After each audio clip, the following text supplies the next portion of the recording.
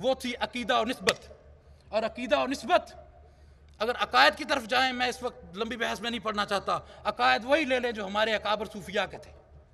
जो ख्वाजा अजमेरी के अकायद थे हम वो अकायद लेते हैं, जो ख्वाजा बहाउद्दीन ज़िक्रिया मुल्तानी के अकायद थे हम वो अकायद लेते हैं, जो ख्वाजा बाबा फरीदुद्दीन गंजशकर के अकायद थे हम वो अकायद लेते हैं, जो हज़रत करमा वाला रहमतुल्लाह अलैह के थे हम वो अकायद लेते हैं। और निस्बत भी इंतहाई ज़रूरी है, चूँकि बग़ैर निस्बत के अकायद बच नहीं सकते। ये सैर हासिल गुफ्तगू इस पर हो सकती है, मैं क्या करूँगा, आप लोगों ने जाना है और वक्त कम है।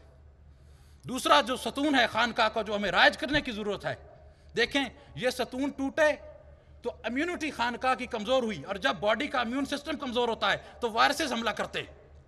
दूसरा जो है वो अमल और किरदार है, और अमल और किरदार में इंटरपर्सनल लेवल पे, इंटर ऑर्गेनाइजेशन लेवल पे हमें खानकाहों में आपस में रवाबत की ज़रूरत है। और इसमें हायल जो है वो हम लोगों का अना है।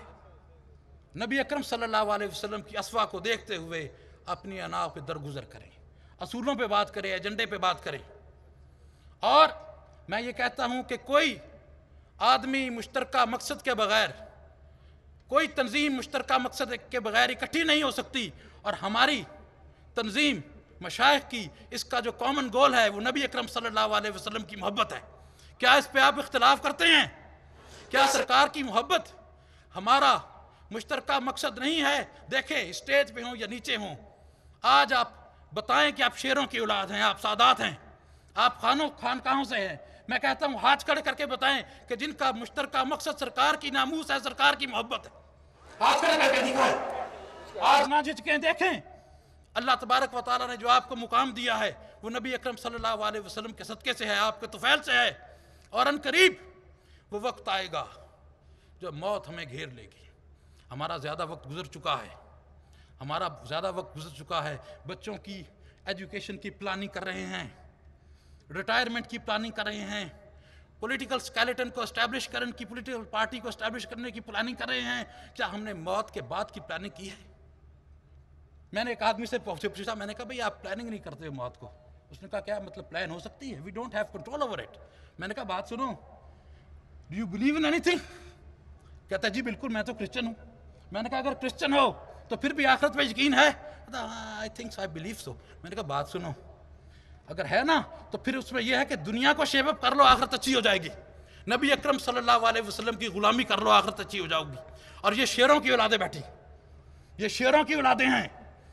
और मैं ये कहता हूँ कि जागें और एक कॉमन गोल पे इकट्ठा हों और खानिका को मजबूत करें। आज आपके इंस्टीट्यूशंस में आपके नीचे जो लोग हैं उसमें भी ऐसे लोग हैं जो आपको अच्छा नहीं जानते।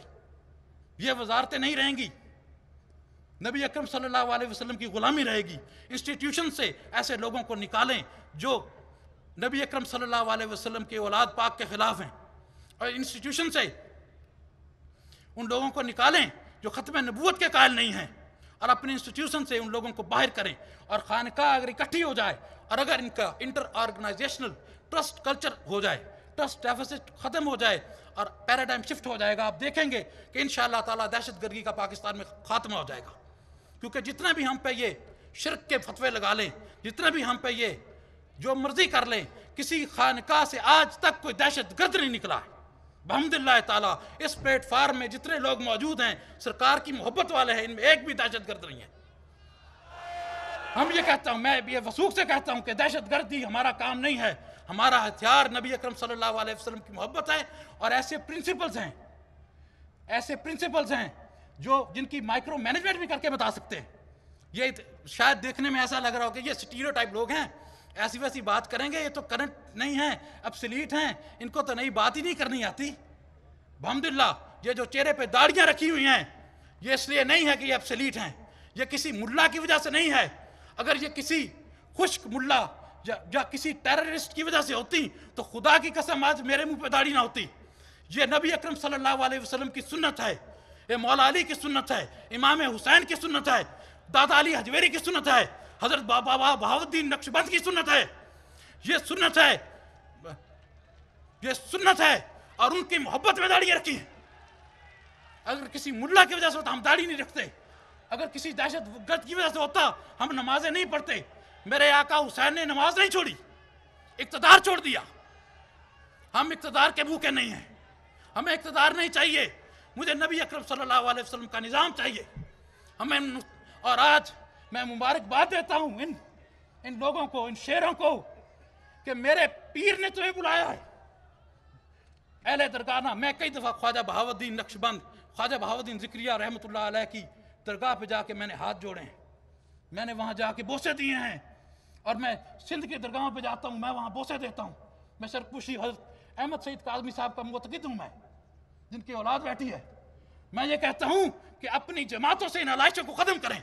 ये आपके कमर के पीछे आपके खिलाफ बातें करते हैं, आपकी इस्टेब्लिशमेंट में ऐसे लोग हैं, 2-2 करोड़ की आबादी के ऊपर आपने ऐसे ऐसे इंचार्ज लगा रखे जो खत्म नबूवत के कायल नहीं है। ऐ शेरो जाग उठो, ऐ शेरो जाग उठो, इत्तेहाद कर लो। मेरा दिल पाश पाश हो गया। कल मिलादुन नबी सल्लल्लाहु अलैहि वसल्लम के जुलूस पे फायरिंग हुई है। क्यों हुई है? मेरे आका के जुलूस पे क्यों कोई फायरिंग करता है?